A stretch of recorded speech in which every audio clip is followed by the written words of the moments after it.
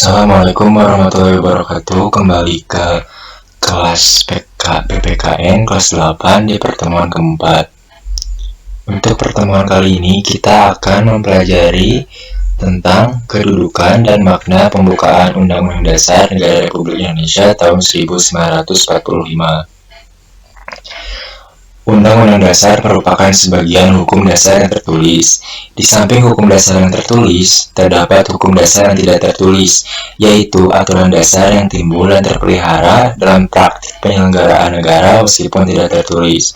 Nah, contoh hukum tidak tertulis adalah hukum adat, hukum yang berasal dari suatu tradisi yang berproses secara turun-temurun dalam suatu masyarakat tertentu.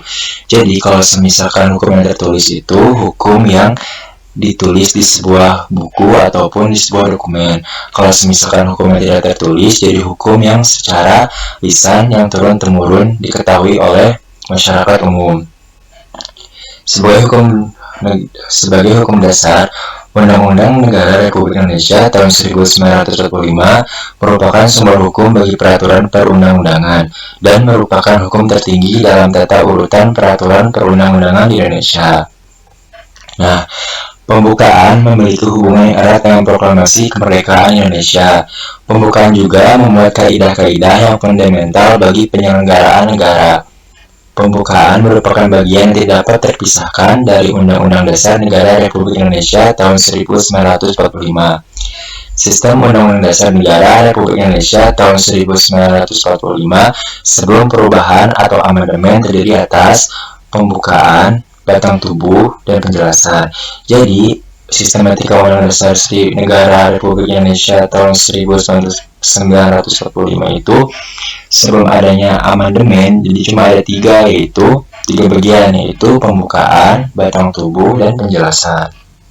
Lalu, sistematika Undang-Undang Dasar Negara Republik Indonesia tahun 1945 setelah perubahan atau amandemen terdiri atas pembukaan dan pasal-pasal.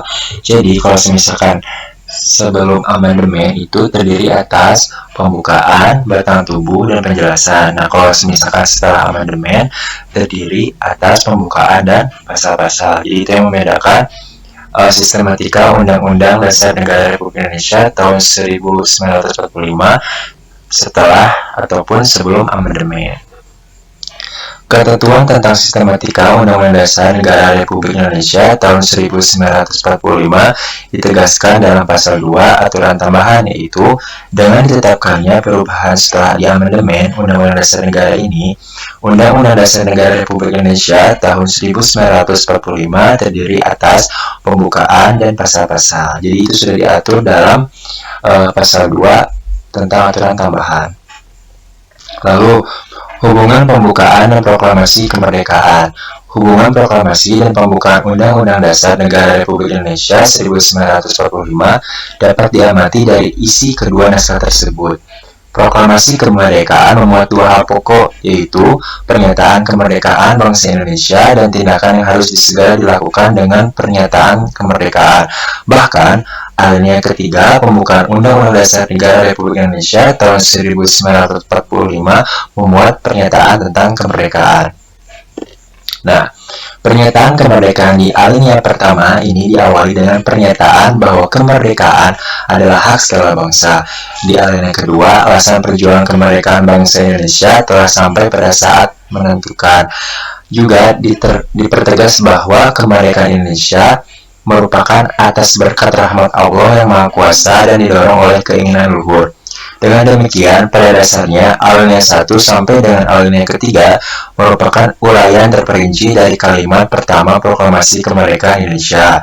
Nah, di alinea keempat memberi arah pertanggungjawaban terhadap pelaksanaan proklamasi kemerdekaan Indonesia. Kemudian, isi pokok kedua proklamasi kemerdekaan yaitu tindakan yang harus segera dilakukan antara lain dengan menetapkan Undang-Undang Dasar Negara Republik Indonesia tahun 1945. Nah, jadi proklamasi kemerdekaan itu tidak terlepas dari Undang-Undang Dasar 1945. Bahkan di pembukaan Undang-Undang Dasar 1945 itu dikemukakan juga bahwa poin-poin tentang proklamasi kemerdekaan Indonesia. Jadi sekian materi untuk pertemuan kali ini. Wabillahi taufiq wal hidayah. Wassalamualaikum warahmatullahi wabarakatuh.